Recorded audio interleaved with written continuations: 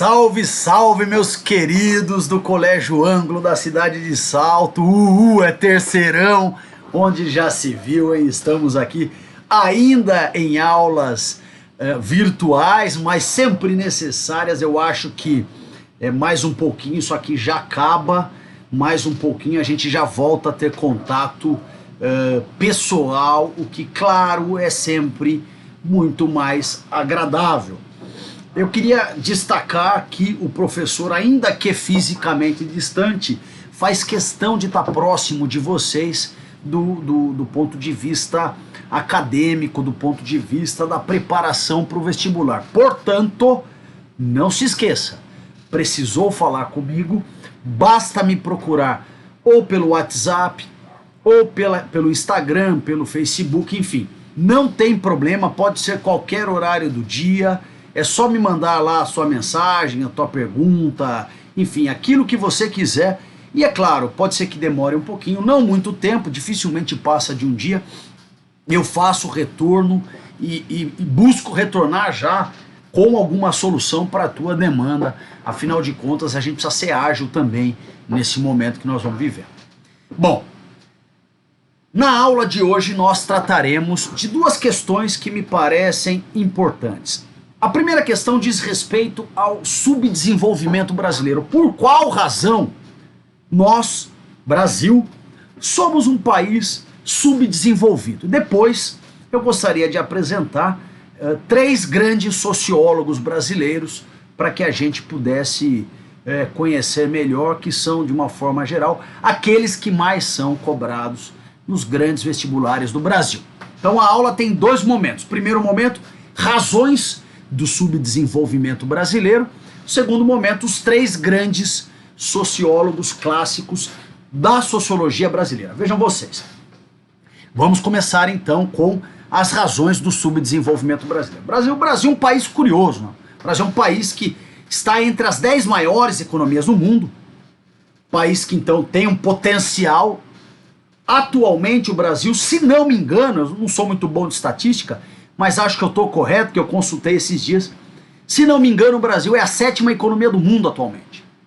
O Brasil, gente, se caracteriza por uma economia de mercado, portanto o Brasil é um país capitalista, mas é um país capitalista que tem forte participação do Estado na economia, é o que nós costumamos chamar de capitalismo monopolista de Estado. O que isso quer dizer? O Brasil é um país capitalista, entretanto, os capitais estão concentrados nas mãos de poucas pessoas, daí a expressão monopolista, e de Estado, porque há forte intervencionismo estatal. O Estado está muito presente na economia brasileira. É claro que esta marca de um capitalismo intervencionista, ela vem perdendo muito desse intervencionismo que segue toda uma tradição getulista, né?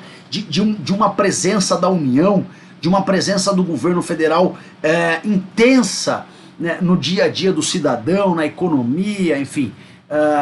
É claro que de um tempo para cá, sobretudo com a ascensão do neoliberalismo, nós que vivemos aí uma reedição com uma potencialização do neoliberalismo, sobretudo nos últimos governos, governo Temer e agora o governo Bolsonaro. Então, esse capitalismo monopolista, essa marca ainda continua, inclusive há indicadores de que o Brasil vem concentrando ainda mais renda, portanto, prestigiando ainda mais os monopólios, mas essa dimensão mais intervencionista, é possível dizer que ela vem perdendo aí eficácia nos últimos governos, sobretudo no governo Bolsonaro, que é um governo que tem toda uma pegada muito liberal, né? Ele se coloca como conservador nos costumes, liberal na economia. Essa é a ideia que eles propagam, que o governo Bolsonaro propaga, e aí nós temos a diminuição do Estado, nós temos aí as privatizações, a austeridade fiscal e uma série, flexibilização da legislação trabalhista, um tema que começou aí com o governo Temer, sobretudo,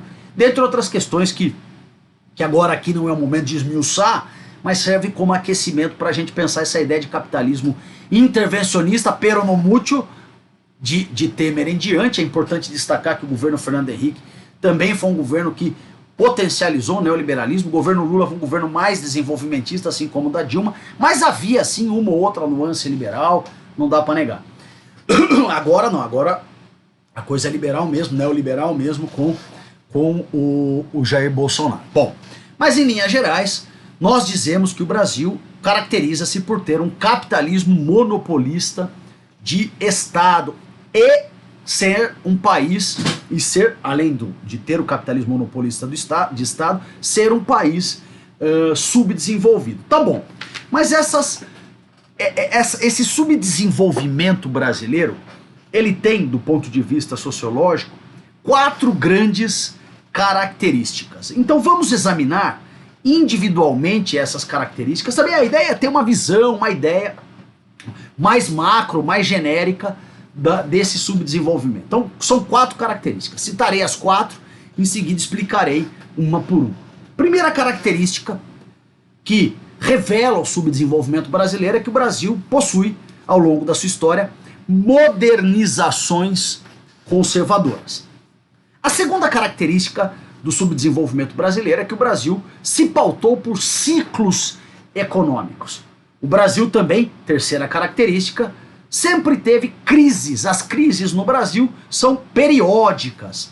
E a quarta característica que revela o subdesenvolvimento brasileiro é a presença de uma conciliação das elites. Vamos agora então entender essas 4 características, começando com as modernizações conservadoras. Reparem que a palavra modernização caminha junto com a palavra conservação. Se eu falo de modernização, eu estou querendo dizer que avança, que há uma certa inovação.